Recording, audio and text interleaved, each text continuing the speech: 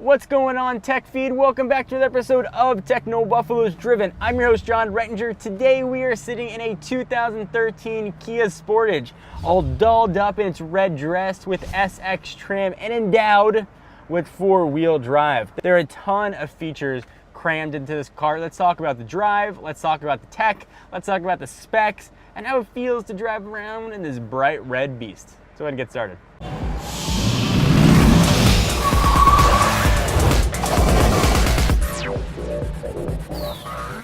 What's up, Technobuffalo's Driven videos, where I'm just standing there, less fun than videos when we are behind the wheel. And today we find ourselves driving a 2013 Kia Sportage. And it's got a long history.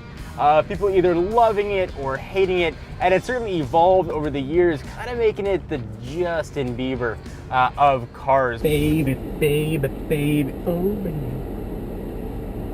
Let's make an analogy for how the 2013 Sportage looks. I would say it's a girl you want to ask to homecoming. Good looking enough that your friends aren't going to make fun of you, but still being well within your league. So if you're out cruising your new Sportage, chicks might not dig the bright red color. That's more of a personal taste. But they might enjoy your sense of value for the dollar, and you get a ton of that. We've got a panoramic roof, we've got leather seats, keyless entry, heated side mirrors, dual zone climate, 3 different HomeLink memory systems, power folding mirrors. You're getting incredible value for your dollar. So the 2013 Sportage is by no means a driver's car. Go Kia, go! We're looking at a 2-liter 4-cylinder direct injected engine. That's that clickety-clack noises here. Putting out about 270 horsepower and about 260 foot-pounds of torque. This car is gonna get you to 60 eventually. It's no speed demon. We saw real world 0 to 60 times of just under 8 seconds-ish. So this is not the only engine choice available. There's also a 2.4-liter engine. It's gonna give you about 175 horsepower. But if you want a more enjoyable driving experience, you want better fuel economy, this choice is gonna be the way to go. So with 270 horsepower, the car's got plenty of pickup. What it does also have, though, is a relatively pronounced turbo lag. I would say this driving is like every girlfriend I had in high school. Very distant and not very connected. So what that means is as you move the wheel, the car doesn't really move. It feels very soft. If you have a setting in your car for adaptive driving, this would be like a super comfort mode. So we've got 4-wheel drive here on the 2013 Kia Sportage. Power is coming through the 6-speed gearbox here. I love that we don't have any sort of CVT. You've got a pretty standard PRND shift gate here. You do have, slap it on over to the left, you can do some manual shifting.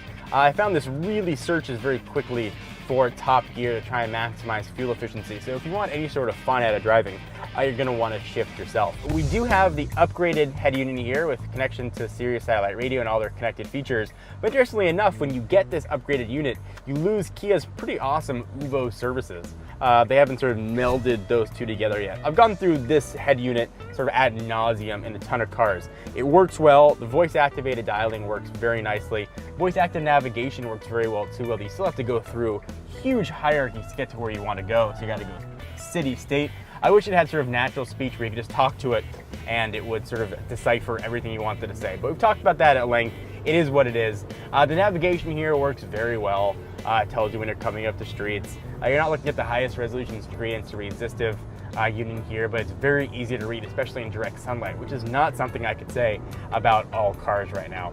I do love the Bluetooth features, certainly work well. You get A2DP streaming, also with metadata, so if you want to connect your phone, that won't be a problem.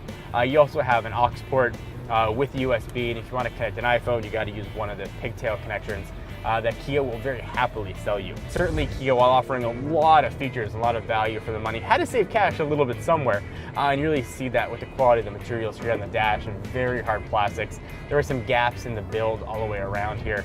Nothing very glaring or things you wouldn't notice if you weren't really staring at the creases of the car, but something that I definitely took notice of as I was driving. But overall, a very small trade-off to get this kind of value. If you want a car that's going to give you pretty decent performance, return decent gas mileage, it's going to be fun to drive, and give you a lot of premium features and value for the money, which is really Kia's mantra over the past few years. It's going to be a great way to go. Hope you guys enjoyed watching this episode of Technobuffalo's Driven.